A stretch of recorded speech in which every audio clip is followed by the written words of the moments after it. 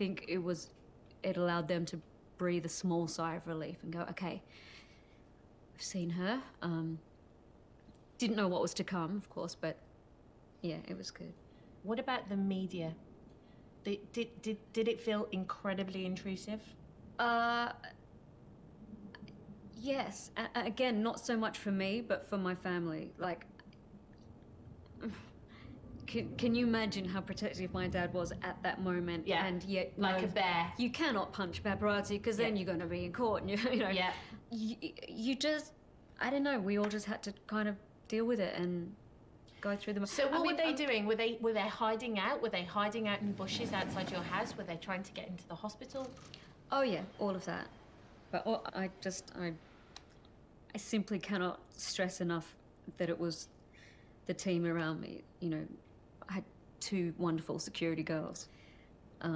They were with me the whole time. The hospital was fabulous. Really, they've probably never dealt with anything like that before.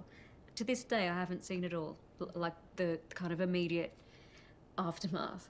I've heard about it. I've heard that it was everywhere. But I simply couldn't face that at that time. It was just like lockdown.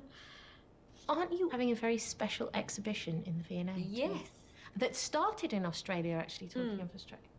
Well, there's a few projects that were all started before my diagnosis that are all about to happen. So I've got so many reasons to be excited. Fired up. Yeah. So what's the one for the V&A? For V&A, I donated all of my clothes, my tour clothes, red carpet clothes, shoes, etc., to the Performing Arts Museum in Melbourne.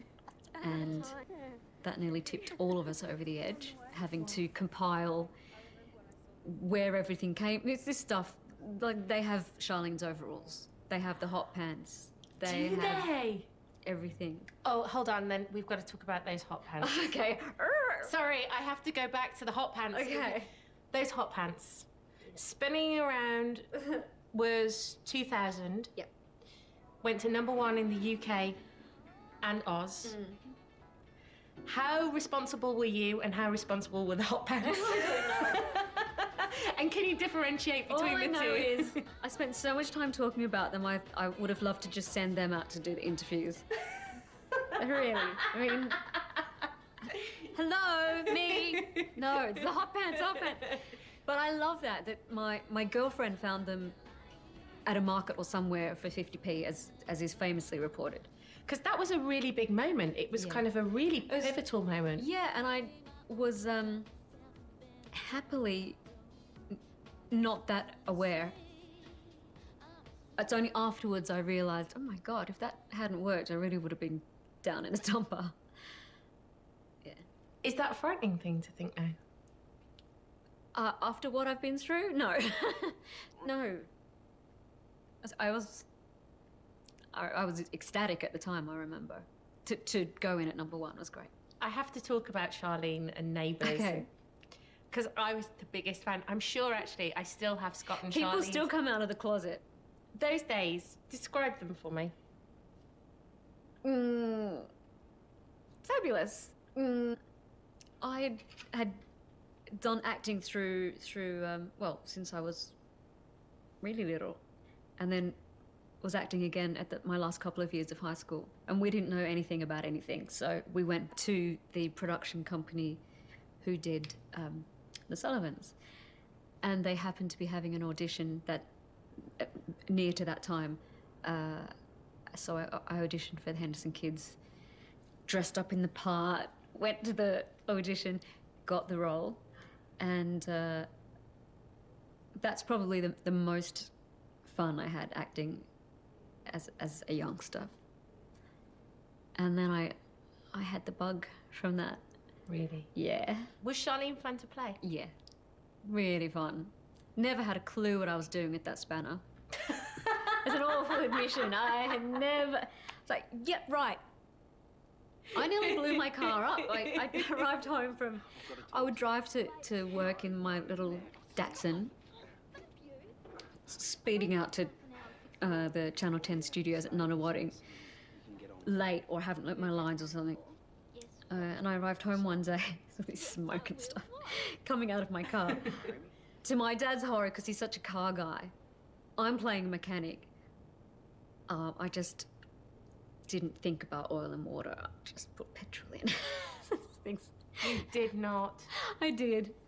So I didn't go much further than the overalls. Showgirl princess, which was an idea in the pipeline when I was on tour, because I got so many cute little... I mean, I love children. Always have, always will. And I would get the cutest little notes from them, and I thought, I really want to do a children's book, somehow. I met at the local cafe with the girls from Puff and Books, me with my scarf on, and spoke about the storyline and concept and what we'd like to do, and did it. I bet that was quite a nice thing to do, actually. It was lovely. Because it's something that completely takes your mind off all that stuff, all the breast cancer. Yeah. And I don't know, it's so little girly, and you want... It's all sparkles, twinkles, yeah. the dog. Yes, Sheba, the Egyptian Ridgeback. If you want to know my involvement, it's storyline, it's taking the digital pictures of the dog. I had... Is this Ollie's dog? Ollie's dog. I don't know how many pictures of Sheba I took. I don't know how you've done all this, by the way. You're putting the rest of us women to shame. It's smoke and mirrors. Really? Yeah. But in the meantime, it's part of the healing process to do what you do or what you want to do, and this is what I want to do. Where do you see yourself at 50? Do you think you'll still be performing and still doing all, and still writing books and perfume and DNA? I have no idea.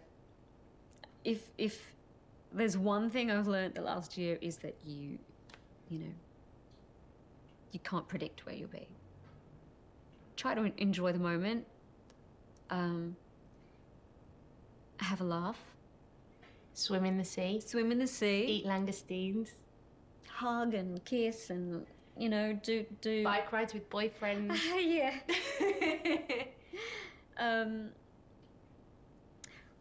I have no idea. You and I could very well be... Okay, let's make a pact. Go on. If at 50 we're sitting opposite each other doing an interview... Yeah. We'll follow that swiftly with a lovely bottle of Krug. Or two. It's a deal. It's a deal. Yeah. So many